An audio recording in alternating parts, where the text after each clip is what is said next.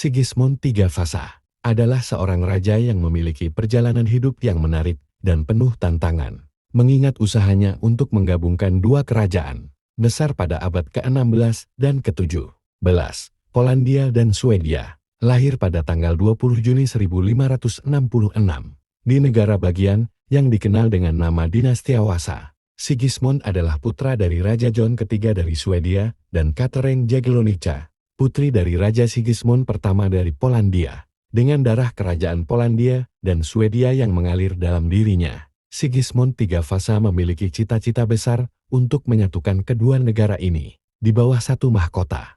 Awal kehidupan dan perebutan tahta pada usia 21 tahun. Pada tahun 1587, Sigismund terpilih sebagai Raja Polandia. Hal ini terjadi setelah kematian Raja Stefan Batory, Raja Polandia yang terkenal. Meskipun ia dilahirkan di Swedia dan merupakan pewaris tahta kerajaan Swedia, ia lebih dipilih untuk memimpin Polandia daripada Swedia. Ini menciptakan ketegangan yang mendalam, karena sebagian besar bangsawan Swedia menginginkan pemimpin yang lebih lokal, dan bukan seorang raja yang juga merupakan pewaris dari kerajaan Polandia. Sigismund III memutuskan untuk menggabungkan kedua kerajaan tersebut, dan mengambil posisi sebagai raja di kedua negara. Ini bukanlah tugas yang mudah, karena banyak perbedaan politik, budaya, dan agama antara kedua kerajaan ini. Namun, ia bertekad untuk mencapainya, meskipun tantangan besar menghadangnya. Pemerintahan di Polandia.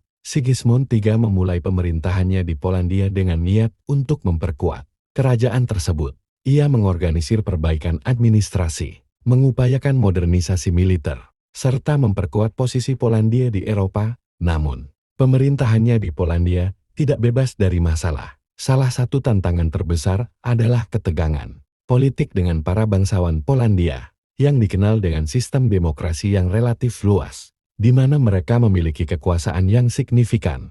Sigismund juga memperkenalkan kebijakan religius yang lebih konservatif, mendukung Katolik Roma di Polandia, yang telah mengalami toleransi terhadap banyak agama lainnya.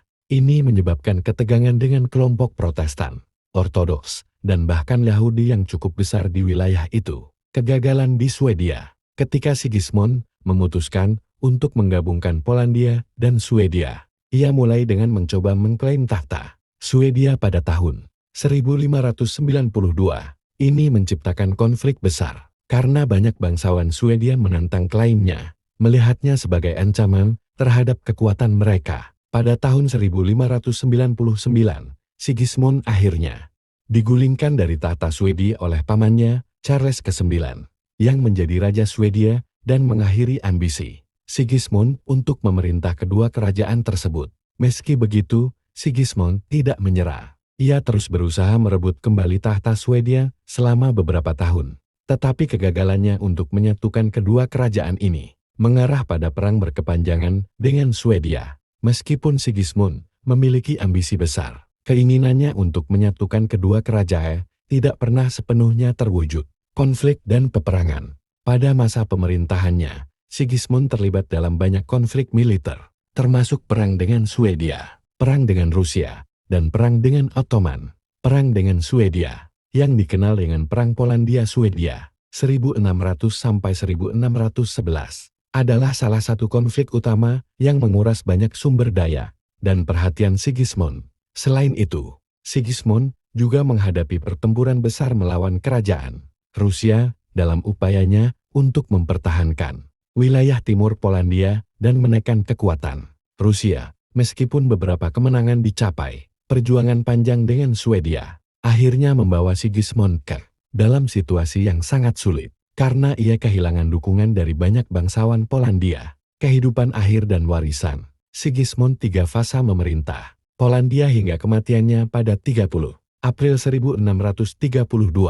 Meski demikian, masa pemerintahannya meninggalkan dampak besar pada sejarah Polandia dan Swedia. Di Polandia, ia dikenal sebagai penguasa yang berusaha memperkuat kekuasaan kerajaan. Tetapi pemerintahannya juga meninggalkan warisan ketegangan antara kerajaan dan bangsawan. Sementara di Swedia, ia dikenang sebagai raja yang gagal menyatukan kedua kerajaan, tetapi yang juga tetap berjuang tanpa kenal lelah. Warisan Sigismund III adalah campuran dari ambisi besar dan kegagalan besar. Meskipun ia tidak berhasil menggabungkan Polandia dan Swedia, ia berhasil mempertahankan posisi Polandia sebagai kekuatan besar di Eropa. Pada masanya, meskipun kerajaan tersebut perlahan-lahan menghadapi keruntuhan pada abad ke-17, dengan segala perjuangan dan ambisinya, Sigismund III Vasa dikenang sebagai seorang raja yang penuh cita-cita namun terkendala oleh realitas politik yang rumit dan tantangan besar dari dalam dan luar kerajaan.